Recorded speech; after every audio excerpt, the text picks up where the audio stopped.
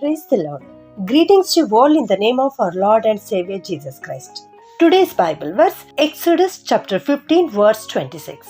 I will not punish you with any of the disease that I brought on the Egyptians.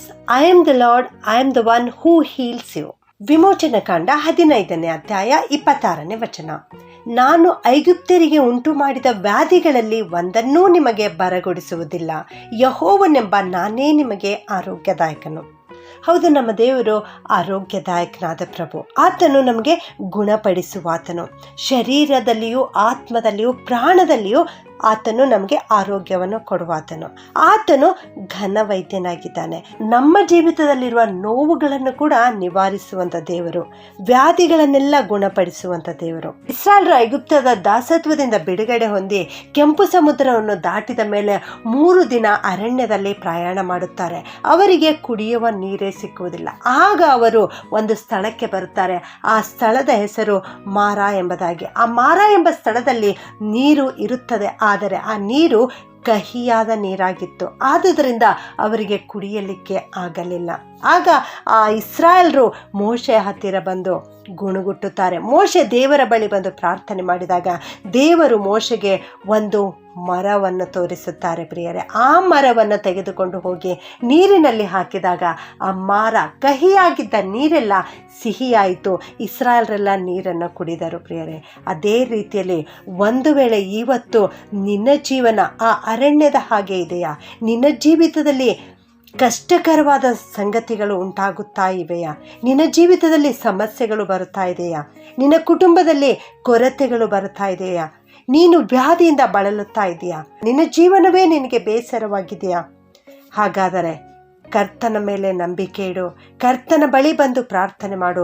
ಅಂದು ಮಾರಾವನ್ನು ಮಧುರ ಮಾಡಿದ ದೇವರು ನಿನ್ನ ಜೀವಿತದಲ್ಲಿಯೂ ಕೂಡ ಬರುವಂತಹ ಕಹಿಯಾದ ಅನುಭವಗಳನ್ನು ಮಾರ್ಪಡಿಸಲಿಕ್ಕೆ ಯೇಸು ಸ್ವಾಮಿ 2000 ವರ್ಷಗಳ ಹಿಂದೆಯೇ ಶಿಲುಬೆಯ ಮರಣವನ್ನು ಅನುಭವಿಸಿದ್ದಾರೆ. ಅದೇ ಕಲ್ವಾರಿಯ ಶಿಲುಬೆಯ ಮರ ಪ್ರಿಯರೇ.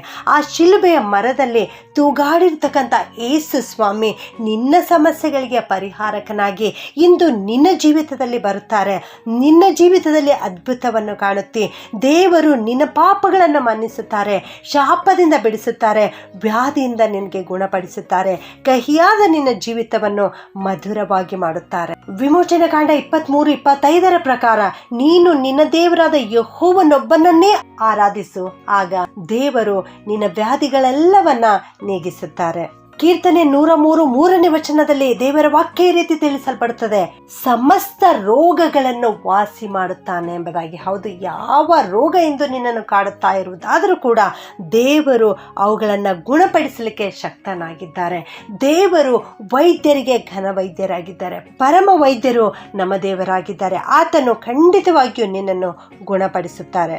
ಕೀರ್ತನೆ 147:3ನೇ ವಚನದಲ್ಲಿಯೂ ಕೂಡ ದೇವರ ವಾಕ್ಯ ಈ ರೀತಿ ತಿಳಿಸಲ್ಪಡುತ್ತದೆ, ಮುರಿದ ಮನಸ್ಸುಳ್ಳವರನ್ನು ವಾಸಿ ಮಾಡುತ್ತಾನೆ ಎಂಬುದಾಗಿ. ಹೌದು, ಇತ್ತೀಚಿನ ದಿನಗಳಲ್ಲಿ ಅನೇಕ ಜನರು ಮುರಿದ ಮನಸ್ಸುಳ್ಳವರಾಗಿದ್ದಾರೆ.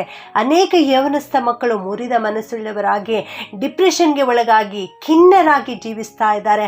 ಅಂಥವರನ್ನು ಗುಣಪಡಿಸಲಿಕ್ಕೆ ಈ ಲೋಕದ ವೈದ್ಯರಿಂದ ಅಸಾಧ್ಯವಾದ ಮಾತಾಗಿದೆ ಪ್ರಿಯರೇ. ಆದರೆ ದೇವರಿಂದ ಎಲ್ಲವೂ ಸಾಧ್ಯ. ದೇವರು ಮುರಿದ ಮನಸ್ಸುಳ್ಳವರನ್ನು ಕೂಡ ಗುಣಪಡಿಸುತ್ತಾನೆ. ನನ್ನ ಪ್ರಿಯ ದೇವಜನರೇ, ನೀನು ಒಂದು ವೇಳೆ ಇವತ್ತು ಮುರಿದ ಮನಸ್ಸುಳ್ಳವರಾಗಿ ಜೀವಿಸುತ್ತಾ ಇರುವುದಾದರೆ ಇಂದೇ ಕರ್ತನ ಬಳಿಗೆ ಬನ್ನಿರಿ, ದೇವರಿಗೆ ಪ್ರಾರ್ಥನೆ ಮಾಡಿರಿ.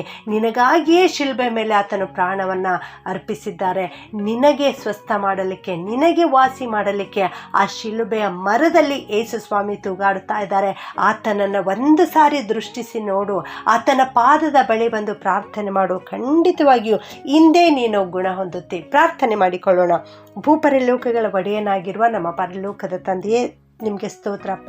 ಯೆಹೋವ ರಾಫ ದೇವರೇ, ನಿನಗೆ ಸ್ತೋತ್ರಪ್ಪ. ನೀನು ನಮಗೆ ಆರೋಗ್ಯದಾಯಕನಾಗಿದ್ದಿ ತಂದೆ, ಅದಕ್ಕಾಗಿ ಸ್ತೋತ್ರ ಸ್ವಾಮಿ. ನಮ್ಮೆಲ್ಲ ಪಾಪವನ್ನು, ರೋಗವನ್ನು, ಶಾಪವನ್ನು ನೀನು ಶಿಲುಬೆ ಮೇಲೆ ಹೊತ್ತುಕೊಂಡಿದ್ದಿ ದೇವರೇ, ನಿನಗೆ ಸ್ತೋತ್ರ. ಅಂದು ಮಾರಾವನ್ನು ಮಧುರವಾಗಿ ಮಾಡಿದ ದೇವರು ನಮ್ಮ ದೇವರಾಗಿದ್ದಿ ತಂದೆಯೇ, ನಿನಗೆ ಸ್ತೋತ್ರ. ಈ ವಾಕ್ಯ ಕೇಳಿಸಿಕೊಳ್ಳುತ್ತಿರೋ ಪ್ರತಿಯೊಬ್ಬೊಬ್ಬರನ್ನು ಆಶೀರ್ವಾದ ಮಾಡು ಸ್ವಾಮಿ. ಇವರಲ್ಲಿ ಅನೇಕರು ಮಾರಾದ ಅನುಭವವನ್ನು ಅನುಭವಿಸ್ತಾ ಇದ್ದಾರೆ ಕರ್ತನೆ.